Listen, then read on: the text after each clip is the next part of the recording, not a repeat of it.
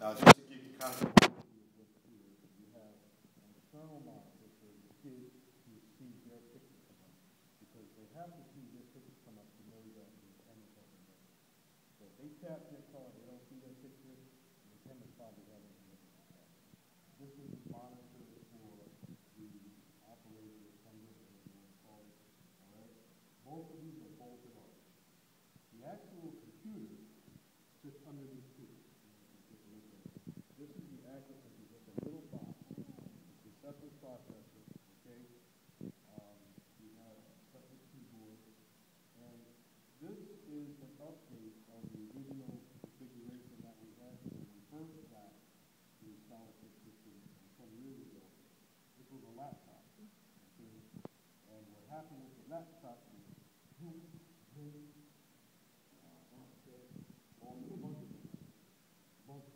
the other problem I was the laptop, I was looking at the soda, coffee, into the keyboard it went, and boom. So this setup saves us, it's more secure, and if somebody stole something on the keyboard, take the keyboard, draw $20 from the keyboard. Okay? Every morning when you boot this system up, you want to have it on the network. It has to be on a network. The first reason is that it needs to get updated by, because your system updates Scholarchip, and then Scholarchip updates this device. Any new students, okay, students who are no longer there, blah, blah, blah, blah, blah, students who may be on suspension or whatever, okay? You want to make sure you update it every morning, okay? So it has to be on the network. And the other thing is, as the students are coming in, this every 3 or 4 minutes is sending out, okay, the information of the students who are tapping in.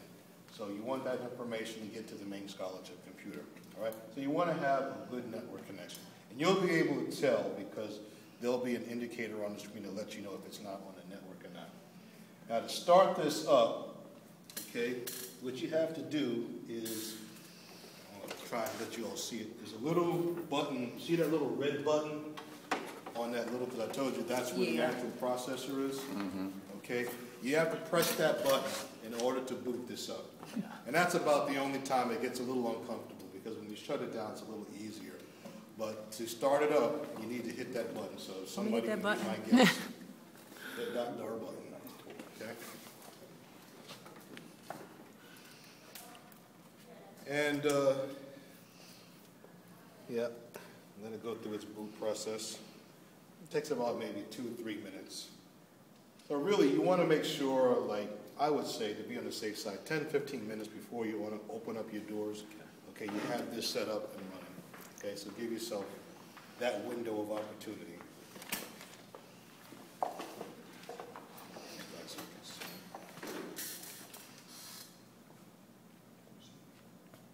Now, I don't know what your policy is going to be with regards to students who come without ID cards or students who come within late. This printer is designed to print both temporary ID cards for students without ID cards, as well as students who come in late. But I think, Al, you guys got to determine what your policy is going to be regarding that. Now also, and Gene, you can help me out on this. It used to be putting this in late mode was a purely manual operation. I know last year Scholarchip came up with a plan that you could automatically have the station go into late mode. We decided against it. But you did. And I'll tell you why. A lot of our schools were encountering delayed openings and snow days or rain or late buses, and when we went into late mode automatically and a bus came in because it was tied up in traffic, the 40 kids that got off that bus, we had to manually back up and put it in on time mode. So it was the toss of coin, you know, like, do you want to put it in late mode or do you want to have to take it out of late mode? So we just decided to leave it the way it was and remind you that this is a parameter and it's set by the school because it changes for each building. So what we do is remind you how to do that, and John will tell you how to show you how to do that. The reason why some schools wanted that, because some schools might have 3 or 4 kiosks, and what happens is sometimes, and this is what you're going to have to kind of keep whoever is in charge of this, people weren't in sync with when they were putting it in late mode. Even though this reminder would come up, okay, let's say it's 8:15. Well, one person is doing it at 8:17. Another one is waiting until 8:26. Another one is doing it at 8:25. So at some schools where they had multiple stations, there was some problems with people being in sync. You guys are going to have 2 stations. And so, again, you want to be in sync because it doesn't make sense where one person's putting it at 8:15. These kids are coming in late. Another door, they come at 8:18, so they're not getting penalized for being late. So just kind of keep that in mind. Just when this comes on, you know, put it in late mode. Now, when I was at Gratz, what we did was when we saw this come up, okay, we would stop the flow of traffic, okay, and we would allow who was ever physically in the building to continue to come in, okay, so that they would be marked on time, all right? At that point, we would hold the kids who had not entered the building, we would hold them off, all right? Once we cleared the kids who were, let's say, lined up, they're already in the building, then we would put it in late mode. Because what happens is, I mean, it's kind of crazy. You know, one kid comes up, okay, it's 8:15, you know, he gets marked on time, person changes the time, I mean, the person puts it in late mode, and the kid right behind him gets marked late.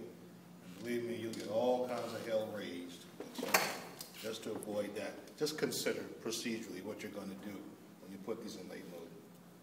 Okay? The operation of these is very straightforward. The students simply come in and tap their ID cards, okay? This is a School District of Philadelphia ID card. And they just tap their card. Okay? Now, obviously, because this is not a card designed for your particular school, that message is going to come up.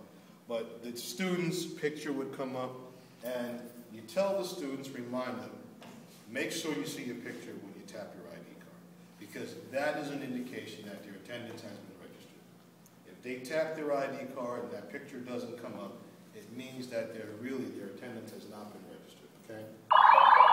That's all they have to do is tap the card. You know, don't let them stand there and shake it and do all kinds of fancy things. Some of them will try and put it in the slot. Okay, we don't have the slotted ones anymore, thank goodness, okay? We used to have the slotted ones. They would try to put it in the slot. Are there 2 pads on each station? There are 2 pads on each station, okay?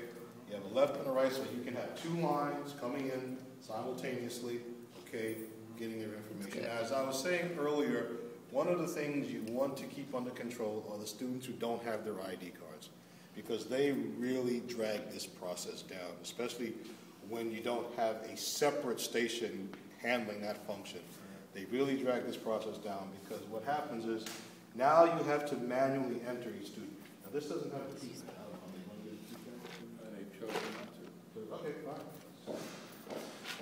What happens now is when the student comes up and he doesn't have his ID card, the attendant now has to manually enter that student.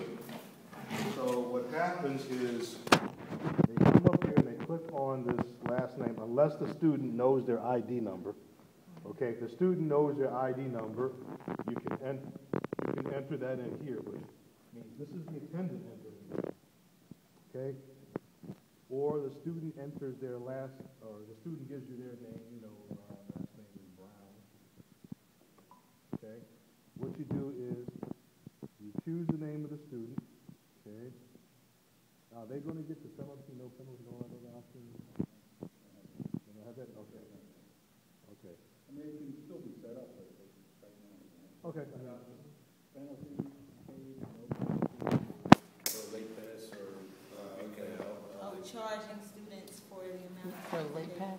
They're charging them $1 every time they get issued a temporary ID card. That's what the school district does. It's a parameter, so if you decide to have it, make a call. Yeah, and what you would do is just, you know, click here. Okay, we'll see here, here's the box right here. Once you double click on the actual student's name, you get these options, okay? Obviously, if you choose not to charge the students, you pick penalty unpaid, okay? And then, Because this isn't live, this probably isn't going to work.